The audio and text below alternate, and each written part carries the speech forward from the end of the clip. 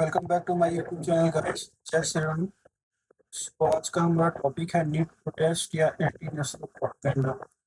As you know कि NEET का protest चल रहा है जंतर मंतर पे पिछले 1820 दिनों से। अभी रिसेंटली सोनम वांगचुक को दिल्ली पुलिस ने डिटेन किया और उनको सफदरजंग हॉस्पिटल में भर्ती कराया गया। As per the current update उनके हालत में सुधार है और उन्होंने अपने अनशन को तोड़ने का भी घोषणा कर दिया है। मैं जो 18 उसे खत्म कर रहा हूँ। चलो, अनशन तो खत्म हो गया सोनम वांगचुक की तरफ से, लेकिन अभिजीत दीपके ने बोला है कि वो अनशन जारी रखेगा। 20 तारीख से संसद का सत्र शुरू हो रहा है, मंडे से। अभिजीत दीपके का कहना है कि वो लोग संसद का घेराव करेंगे। इसका रिगार्डिंग दिल्ली पुलिस ने सर्कुलर भी जारी कर दिया है। धारा भी लगा दी गई है कि जो लोग भी प्रदर्शन करेंगे उनको डिटेन किया जाएगा। ऐसा टॉपिक जो हम बात करना चाहते हैं वो है इस प्रोटेस्ट के बारे में।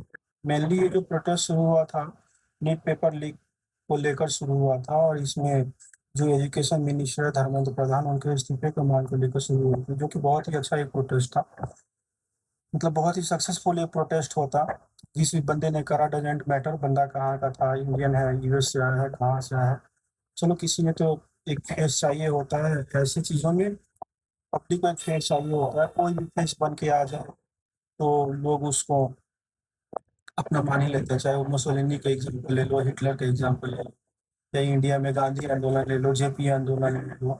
ये सारे आंदोलन तो पब्लिक को एक फेस चाहिए होता है, क्योंकि पब्लिक डरती है चीजों को करने से। और कोई एक आदमी खड़ा होता है उन चीजों को करते हुए तो उसको लगता है कि हाँ, ये मेरी हक की बात बोल रहा है, चलो इसके हम नहीं कर सकते तो इसके पीछे खड़े रहो।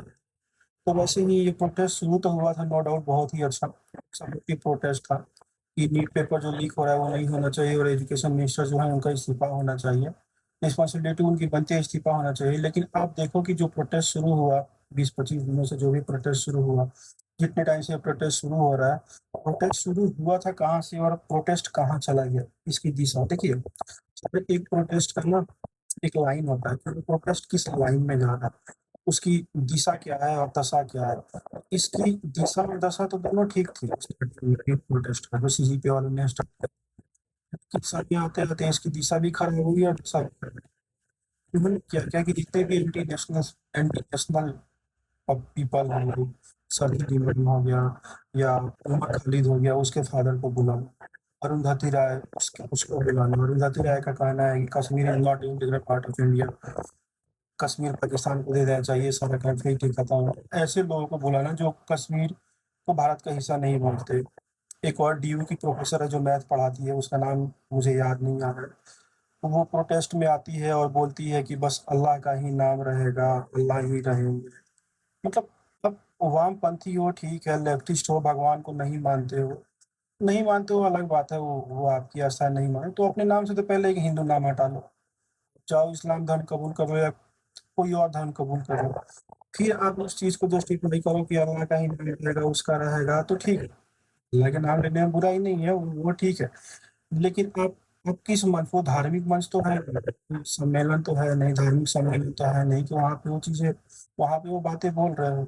रिलीजियस मैटर होता तो वहाँ पे आप बोलते तो वो जस्टिफाई था, ठीक है। लेकिन नाम लेने में भी बुराई नहीं, लेकिन आप ले कहाँ रहे हो। उसके बाद ये लोग बुलाते हैं कुणाल कामरा। कुणाल कामरा को तो इंडिया में बच्चा बच्चा जानता है कि वो मोदी विरोधी है, एंटी नेशनलिस्ट वाले, तो उसके काम ही नहीं। वो क्या होता है कि सीता के पति का नाम लेके नीता का फायदा पहुंचा यार, मतलब क्या थिंकिंग देखो इनकी क्या है। बोल भी किसको रहे हैं, सीता के पति और नीता के पति। सीता के पति का तो पता नहीं, खैर वो सीता के पति लायक तो उसकी औकात नहीं है बोलने की। वो चाहे तो इसका क्या सकता। रही बात नीता के पति कहते हैं, इसके इसे कुणाल कामरा से करोड़ों को खरीद के नीता का पति और इसको अपने घर में झाड़ू पोछा करा था। वही है कि बड़े लोग इन चीजों में नहीं पड़ते, वो आगे नहीं आते, क्योंकि छोटे लोगों को हाइप क्यों देंगे। पर देखो आप, मैटर ये है ना कि प्रोटेस्ट शुरू कहाँ से हुआ। प्रोटेस्ट शुरू हुआ था नीट, कि नीट पेपर लीक हुआ। फिर इसमें आए एलजीबीटी, फिर अब आए उसमें लेफ्टिस्टों के आने के बाद अब आ रहे हैं पॉलिटिकल। एक टाइम पे अभिजीत जीत के बोलता है कि मुझे करंट पॉलिटिक्स में से कोई भी नहीं चाहिए, चाहे वो मोदी की पार्टी से हो, समाजवादी पार्टी हो, आदमी पार्टी हो, कोई भी नहीं चाहिए। और धीरे धीरे ये कहता है समाजवादी पार्टी को बुलाता है। समाजवादी पार्टी के सांसद सरोज जो करके है, रिंकू सिंह की फियांसे, वो आती है। फिर डिम्पल यादव आती है। उसके बाद एक दिन आतिशी मार लेना जाती है आम आदमी पार्टी। फिर इसके सो कॉल्ड जो करता धरता है अरविंद केजरीवाल हो जाते हैं, कुछ पे मन साझा करते हैं। उसके बाद ये लेटर लिखता है कि राहुल गांधी को भी शामिल होना चाहिए इसमें। मतलब एक तरफ तुम बोलते हो कि मैं वो किसी पॉलिटिकल पार्टी का सपोर्ट नहीं चाहता हूँ, एक तरफ तुम बोलते हो कि पॉलिटिकल पार्टी का सपोर्ट चाहिए, तो मतलब कर क्या रहे हो तुम? ये तो घुमा फिरा के तो बात वही आ गई ना कि जो इंडिया अलायंस ने शुरू किया था। इंडिया अलायंस ने तो ऐसे ही मूवमेंट शुरू किया था ना। उन्होंने सारे नीतीश कुमार ने सारे पार्टियों को जोड़ा था, सबूत से लेकर डीएमके से लेके एआईडीएमके से लेके तृणमूल तृणमूल से लेके आरजेडी, आम आदमी पार्टी, अकाली दल, सबको जोड़ा था हमने। और क्या बोला था कि मोदी को हटाओ, ये हटाओ। तो देखो तो नीट के नाम पे जो शुरू हुआ था वो तो चला जा रहा है ऐसे ही विरोध में। मैटर ये नहीं है कि गवर्नमेंट का विरोध कर रहे हो नहीं कर रहे हो, आप कहा क्या करो। मोदी अच्छा है बुरा है, यह हमारा डिस्कशन का टॉपिक ही नहीं है। 1.4 बिलियन की पॉपुलेशन है, किसी को अच्छा लग सकता है, किसी को बुरा लग सकता है, किसी को काम अच्छा लगता है, किसी को बुरा लगता है। तो वो मैटर नहीं है। बट मैटर ये है ना कि आपने शुरू किया था नीट के पेपर्स, नीट के एग्जाम से, और आप उसको लेके जा रहे हो जस्ट लाइक इंडिया अलायंस। मतलब आप सेकंड इंडिया अलायंस तो लोग तो मूर्ख नहीं, लोग तो देख रहा है ना कि आप कर क्या रहे हो, और बुला भी किसको बुला रहे हो आप। इनका वो करता धरता कौन है? विजय दहिया। और विजय दहिया कौन है? ध्रुव राठी का वो राइटर है, सुपर राइटर है। उसने ना जाने कितने ही हिंदू धर्म अब ध्रुव राठी को तो खैर कौन नहीं जानता है कि वो कैसा है, इसके कैसा वीडियो, वो भी अलग ही मैटर है, हटाओ उस पे हमारी बात नहीं। तो इसका जुड़े लोग भी तो कैसे हैं? इसके साथ वही लोग जुड़े हैं जो देश विरोधी हैं। मतलब इनको देश से मतलब नहीं है, हमारा बस भला हो, हम हमारा काम हो। एक अच्छा खासा आदमी आया था सोनम वांगचुक, हालांकि मैं उतना भी अच्छा नहीं मानता सोनम वांगचुक को।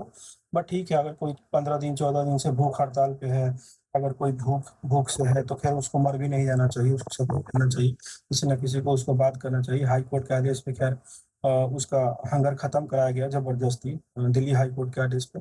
लेकिन इन्होंने सहारा लिया सोनम वांगचुक का। सोनम वांगचुक वही है जिसने बोला था कि अगर लद्दाख की तरफ से चाइना घुसता है तो हमें कोई प्रॉब्लम नहीं है। अब ये तो आप फिर तो चाइना के, बट फिर भी सोनम वांगचुक का इन्होंने सहारा लिया, और सोनम वांगचुक हंगर स्ट्राइक पे बैठे।